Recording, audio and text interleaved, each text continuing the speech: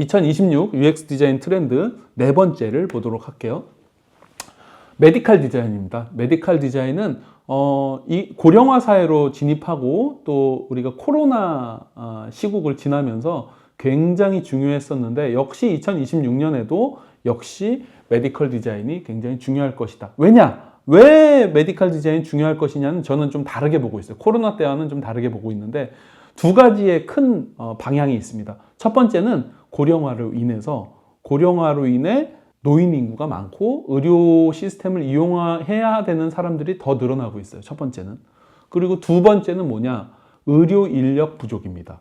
의료 인력이 부족하기 때문에 예전처럼 사람이 다 메디컬을 사람 대 사람으로 하는 데는 한계가 있다. 비용도 올라가고 인건비도 올라가고 의료 인력은 줄어들고 그래서 우리나라 의사 이렇게 수 늘리는 거, 제가 정치적으로는 그런 얘기를 하고 싶지는 않지만 의사 수를 늘리지 않게 됐잖아요, 지금 다시. 그래서 어쨌든 의료 인력은 부족하고 또 인구 소멸 지역으로 갈수록 더 지방으로 가면 갈수록 더 열악한 상황이 펼쳐지고 있는데 그런 상황에서 사람이 부족해서 못하는 것들을 첨단 기술, 여러 가지 AI, 여러 가지의 그런 디자인을 통해서 극복하려고 하는 시도들이 점점 늘어나고 있고 또 이게 이제 의료 인력 부족이 또 이제 뭐가 또 있냐면 해외에서 국내로 의료 관광으로 오는 사람들도 계속 늘어나고 있기 때문에 어쨌든 의료 인력은 계속 부족할 전망이다라고 저는 생각을 하고요. 그래서 이 과거보다 훨씬 더 많은 메디칼 디자인에 대한 수요가 늘어날 것이고 엄청난 그 메디칼 분야의 수요는 UX 디자인으로 귀결될 것이다. 자동화 그리고 AI를 활용한 그 능력의 의료 인력들의 능력을 이렇게 증폭시켜서 많은 사람들을 볼 수 있게 하는 것이 어떻게 보면은 올바른 방향성이고 그리고 이게 대중적으로도 그렇게 해야 금액이 적정한 선에서 유지가 될 것이기 때문에 그런 부분들이 UX 디자인과 AI가 접목되면서 메디컬 디자인 분야에도 그것이 접목되면서 UX 디자인의 기회가 많아지지 않을까 이런 생각을 하고 있습니다. 그래서 디자인 분야에서 어쨌든 메디컬 디자인과 AI 그리고 여러 가지 이 스마트화에 대한 디자인 수요가 꽤 늘어날 거다라고 얘기할 수 있겠고요. 그리고 이제 돌봄 문제도 굉장히 심각하죠.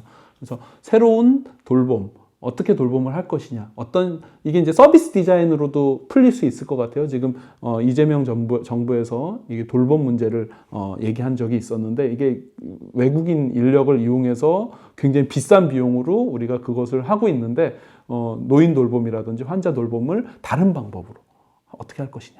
그리고 이 환자에 대한 어떤 접근, 환자에 대한 관리를 과연 어떻게 할 것이냐. 그리고 새로운 의료 기술을 어떻게 사용할 수 있게끔 UX 디자인이 그것을 실생활에 들어올 수 있게 새로운 기술이 개발되면 그것이 실생활 그리고 현장에 쓰일 수 있도록 하는 것은 UX 디자인이 반드시 필요한데 그것에 관련된 디자인이 많이 필요할 것이고요. 그리고 새로운 그 기술을 이 메디칼 분야에 그죠? 메디칼 기술을 새롭게 개발된 메디칼 기술을 어떻게 사용할 수 있겠느냐도 있지만 다른 분야에서 개발된 새로운 기술을 어떻게 하면 메디칼 분야에 적용할 수 있게 할 것이냐도 사실은 우리 UX 디자이너의 역할이 될 수 있을 것 같습니다. 그래서 요즘에 이제 메디칼과 관련된 여러 가지 이런 건강검진 결과 같은 경우에도 이거는 딱 보면은 아까 얘기했던 데이터 비주얼라이제이션, 데이터를 어떻게 시각화해서 보여줄 것이냐와 관련된 방법으로 개선이 돼서 디자인을 했더니 이렇게 멋있게 또 이 핵심 정보를 더 잘 전달할 수 있게끔 바뀌었죠.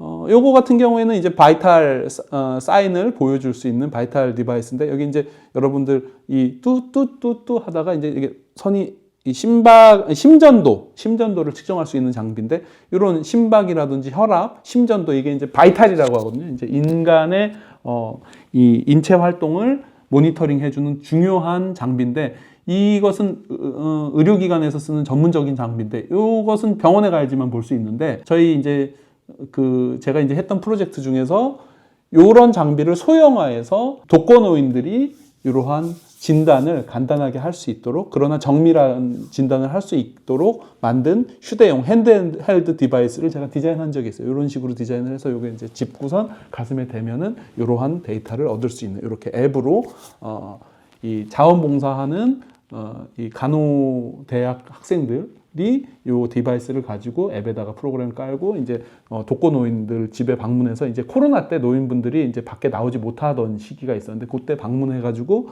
가정마다 방문해서 이렇게 진단을 하고 진료를 직접 의사 진료를 받아야 하는 분들이 계시면은 그분들만 가서 진료를 받아서 약을 처방받거나 치료를 받았던 그런 프로젝트를 했어요. 이게 훨씬 더 효율적이죠. 왜냐면은 병원까지 가서 막 그 건강검진 예약을 해야지 이런 것들을 볼 수 있었는데 이러한 핸드헬드 디바이스로 집에 찾아와서 이런 걸 검진을 해주니까 굉장히 뭐랄까요, 건강 관리의 패러다임이 좀 바뀔 수 있는 시도였다라고 저는 생각을 합니다. 이런 것들이 이제 피지컬 디자인과 함께 UX를 통해서 데이터를 시각화해서 이제 문제점을 보여주는 그런 디자인이라고 볼 수 있겠죠. 그래서 이런 것들이 앞으로 굉장히 중요한 주제가 될 것이다. 이미 중요했지만 2026년에도 여전히 중요할 것 같다라고 생각을 하고요. 5번째 주제입니다. 이 부분은 인구 감소와 관련된 디자인입니다. 이게 지금 우리나라가 심각한 상황이기는 해요. 세계에서 가장 심각하고 인구 감소 그리고 노인 인구 증가. 청년 인구와 노동 인구는 점점 감소하는데 노인 인구와 이 기대 수명이 연장되기 때문에 굉장히 큰일이죠. 국가 재정에도 문제가 있고 여러 가지 일하는 방식이 바뀌어야 된다. 그러나 어떤 사람들은 이것이 한국이 갖고 있는 축복이다라고 얘기하는 사람도 있어요. 왜냐하면 로봇 적용. 현대자동차가 이제 이 노조 문제 때문에 직원들을 생산직을 다 로봇으로 대체할 거다라는 얘기가 지금 굉장히 급진적인 그런 계획들이 들리기도 하는데 그게 실제로 어떻게 될지는 저는 잘 모르겠어요. 근데 아마 스마트 팩토리와 무인 공장 그리고 로봇의 인간 노동력 대체는 우리가 거스를 수 없는 하나의 흐름이 되지 않을까 이렇게 생각을 하고요. 그것은 인구 감소와 맞물려서 어떻게 보면 인구 감소와 로봇 노동력 도입이 이렇게 보면 어떻게 보면 트레이드 오프가 되면서 어떻게 보면 일정한 수준의 생활 수준을 맞춰줄 수 있는 어떤 기회가 되지 않을까. 그 사이에서 어떻게 보면 디자이너들은 새로운 디자인의 기회를 찾고 그런 환경 변화에 맞는 디자인을 만들어 나가야 되지 않나 라고 생각합니다. 그래서 여러 가지 휴먼 서비스가 지속 가능하지 않은 상황에 처해 있습니다. 특히나 이제 인구 소멸 지역 같은 경우에는 인구 감소의 타격을 굉장히 심하게 받고 있어요. 젊은 사람들은 다 도시로 떠나버리고 노인들만 남아있는 현재 그 시골 지역의 인구 소멸 지역의 교통 서비스, 의료 서비스, 등등의 서비스는 복지 서비스 같은 행정 복지 이런 것들이 기본적인 삶을 영위하기 위해 필요한 서비스들이 지속 가능하지 않은 상황이에요. 그래서 이것들을 어떻게 보완할 수 있을까? 어떻게 하면 스마트하게 인력을 덜 쓰면서 그러한 기본적인 서비스를 계속 지속 가능하게 제공할 것이냐가 굉장히 심각한 문제고 저도 그런 주제를 연구하고 있는 게 바로 이제 교통이죠. 교통을 과연 시골 지역에서 어르신들이 노선버스까지 없어져 버리면 과연 어떻게 이동할 것인가. 제가 뉴질랜드에 가서 500만이거든요. 우리나라보다 2배 큰 땅덩어리에 500만이 사는데 시골 지역은 과연 어떻게 대중교통이 제공이 되나를 알아봤어요. 충격적인 사실을 발견했습니다. 시골 지역에서는 대중교통이 제공되지 않습니다. 차가 없으면 이동할 수 없어요. 80 먹은 노인도 90 먹은 노인도 나가서 장을 보려면 자기가 자차를 운전하고 가야 돼요. 우리나라는 할머니들 장 보러 갈 때 버스 타고 가시거든요. 기사님이 문도 열어주고 짐이 무거우면 들어주시기도 해요. 뉴질랜드 시골에는 없습니다. 자식이 해주든지 본인이 하든지 아니면 밖에 나가지 못해요. 그 지경이 되면 어르신들이 어디로 들어가느냐? 양로원으로 들어가셔서 도시에 있는 양로원으로 들어가서 단체 생활을 하면서 거기서 해주는 밥 먹고 그죠? 거기서 살아야 돼요. 이런 것들이 뉴질랜드에도 문제지만 우리나라에도 곧 닥칠 미래다. 그러나 그것을 과연 어떻게 대응해야 될 것이냐. 우리나라는 기술과 또 여러 가지 UX 디자이너가 많기 때문에 이것들을 어떻게 대할지에 대한 준비를 해야 된다. 그래서 다양한 그런 서비스들, 편의 서비스 아니면 필수 서비스에 대한 부분들, 이동이라든지 헬스케어, 의료라든지 행정, 교육, 문화 이런 것들, 그런 것들이 제공이 돼야 됩니다. 그래서 그것들을 서비스 디자인이라든지 UX 디자인 분야에서 대응하는 디자인들이 필요할 거다. 이렇게 볼 수 있을 것입니다. 그래서 그 부분과 관련된 AI나 아니면 스마트 기술을 도입해서 노인들의 안전, 그리고 노인들의 이동, 노인들의 의료, 복지 이런 것들을 해줄 수 있는 그 인구 소멸 지역에서 해줄 수 있는 디자인이 앞으로도 계속 2026년에 굉장히 부각될 것 같고, 저는 그게 굉장히 중요하다. 우리나라의 미래에 굉장히 시급한 문제다라고 생각을 할 수 있습니다. 그래서 그런 것들이 이제 UX나 서비스 디자인적인 분야에서 많이 필요할 것이다 라고 생각을 하고요. 6번째 주제입니다. 서스테이너블 디자인입니다. 서스테이너블 디자인, 이제 환경의 문제를 좀 얘기하려고 해요. 친환경 문제. 우리나라는 자원이 안 나오는 나라인데 게다가 쓰레기 문제도 심각합니다.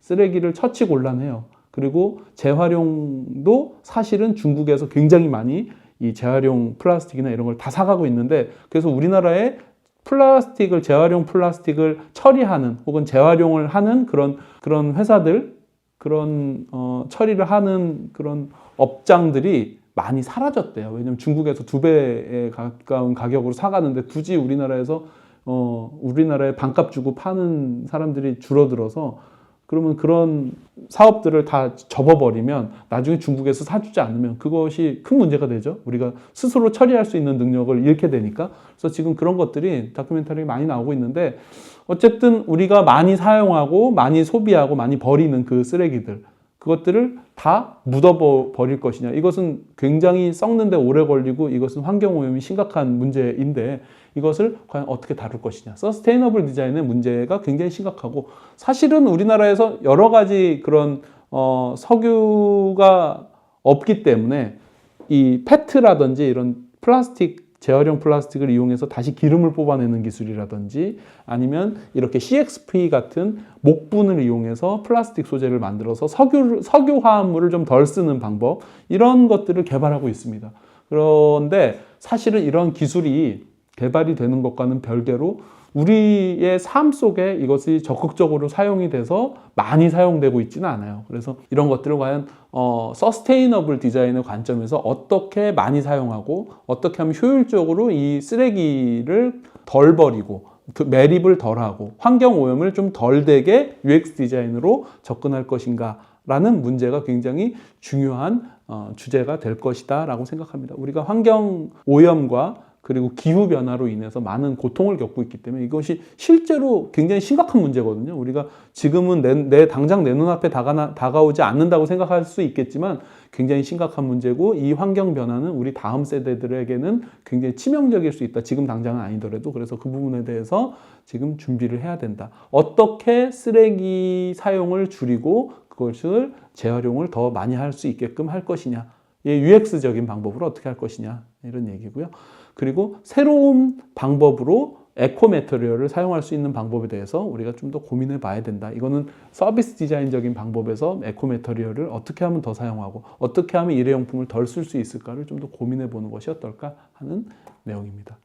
그래서 어떤 아이스팩이라든지 SSG.com에서 했죠. 에코 아이스팩 뭐 이런 프로젝트도 진행을 하고, 또 최근에 보면 업사이클링 된 제품들이 많이 나오고 있고, 저도 최근에 이제 이런 부분들을 많이 보고 있고, 제품들도 우리나라에서도 많이 나오고 있는 걸로 알고 있는데, 이런 부분들이 실질적으로 우리 환경 속에서 잘 사용될 수 있는 방안이 무엇일까를 좀 고민해 봐야 되지 않을까 생각을 하고 있습니다. 그래서 업사이클링을 저희 1학년 학생들한테 이제 1학년 2학기 기말 과제로 이렇게 업사이클링 제품을 만들어서 판매하고 이런 것들도 한번 했었는데, 그런 것들은 다 같은 개념으로서 준비를 하고 있는 거죠. 그리고 저희 그 랩실에서 같이 진행한 제로노믹스라고 하는 기업의 어떤 그 공동체 기반의 재활용 자원 수거 보상 시스템이라고 하는 이제 서비스 디자인적 관점에서 이런 앱과 UX 그리고 이제 이런 서비스 디자인 체계를 만들어서 지금 운영을 지금 준비하고 있어요. 그래서 이런 것들이